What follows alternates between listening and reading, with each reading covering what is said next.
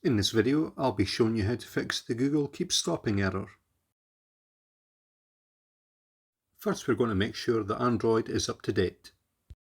To update Android, you'll need to open System Settings, System, and then System Updates.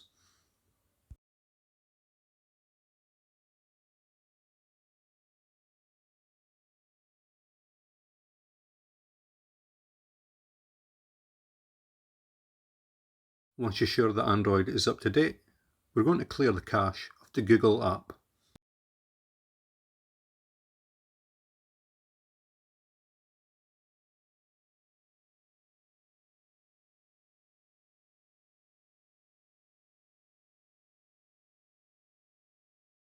Now we're going to check for updates to the Google app, just in case they fix the problem.